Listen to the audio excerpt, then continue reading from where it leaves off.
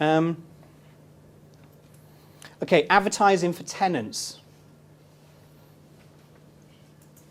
I love the way everyone just starts writing things down. That's that bit done now.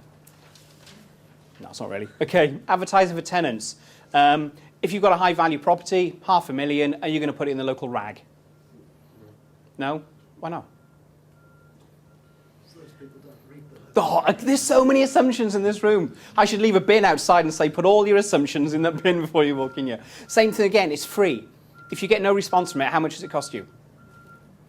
I only use internet websites. Oh, that's fine, as I said, personal preference. But look at every single avenue.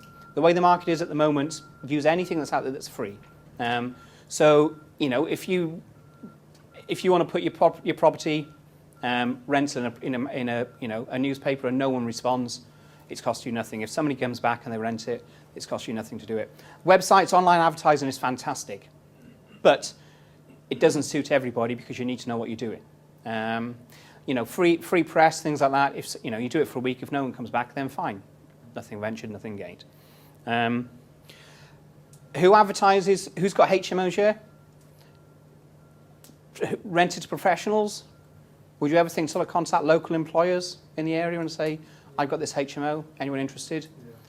Yeah? Always worth thinking about, if you've got anyone who buys a HMO and it's not for student let, it's for professional letting, speak to local employers. Say to them, I've got this house or this 4-bedroom property. Corporate rentals are very big. It's always worth thinking about. Speak to local employers, anyone, big call centres, things like that. They might have managers who come down, for 2 or 3 days every week.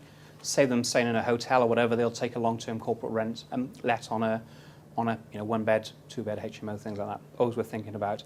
They might have transient employees, so they travel around, contractors, things like that. It works out cheaper for them to pay a set rate on a HMO than it does to put these people into bed and breakfast. Obviously through a letting agent.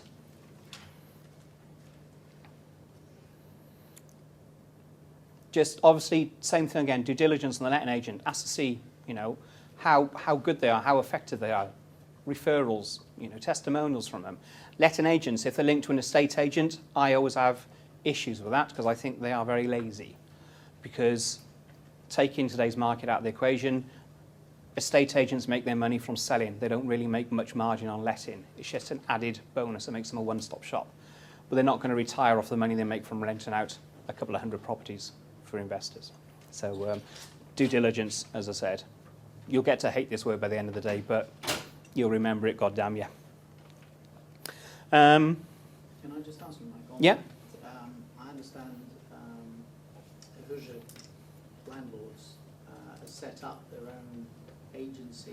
Ahuja lets, yeah. Yeah, Ahuja lets. Is that working out? Yeah, it works really well, yeah. Basically, it's Ahuja clients looking after other Ahuja clients' properties. Yeah. But they don't charge, they don't charge a percentage. They just basically charge for whenever they're used. Right. So, for example, if they want an AST signed, you're in the South Coast and your tenants are up in Newcastle, instead of you trudging up there on the train or plane or car, you basically get a local agent to do it. They'll charge you £25 or whatever it is to sign the AST and send it down to you. So, just things like that. Yeah, local accommodation projects, something I touched on earlier on as well, places that the lady there mentioned, didn't she, about council authorities who will take your properties off you, and basically they'll do everything for you, down to the management, the whole lot. They'll guarantee void periods, the whole, basically anything, because they're so desperate for properties. The UK is not going to be building any more council properties for a long time. Housing associations are, to a certain degree, but they're only doing very, very, very small projects. They ain't going to solve the housing shortage anytime soon. As I said, we covered off advertising in the local press, but things to think about. Say where the area is. I've seen adverts, a house for rent in Cardiff. Great. Cardiff ain't a village anymore. Is it, James? Has it grown a little bit? Say where the area is. Give people an understanding of where they're looking to rent. If you just say it's in London, not much help. You ain't going to wander around the street and see it. Oh, that's the one. Is that the one? No, it can't be. If it's a private area, so if it's a big council estate, say it's a council estate. If it's a private area, whatever, then put that in there. Just things to help sell. If you're going to sell your car, would you put, I've got a green car? it's for £1,000. Well, chances are you ain't going to get much response from it, apart from those badgering people who ring you and say, we guarantee to sell your car within 24 hours. You know, give as much detail as you can. The price, obviously, but people still don't do it. I've got an amazing 3-bedroom property for rent, right? You know, features. Has it got a garden? Has it got a patio? Has it got a conservatory? Has it got decking? Anything and everything like that. Put the detail in there. Number of bedrooms. I've seen them. Large family home, right? How large is a family? If it's 20 kids, a 3-bed house ain't going to be any good to you. So detail like that. And a telephone number.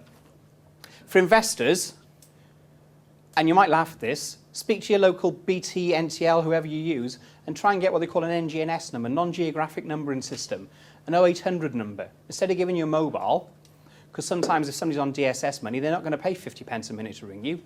But if you give them an 0800 number, they'll quite happily ring it. You pay the call, but if you rent your property out, then great.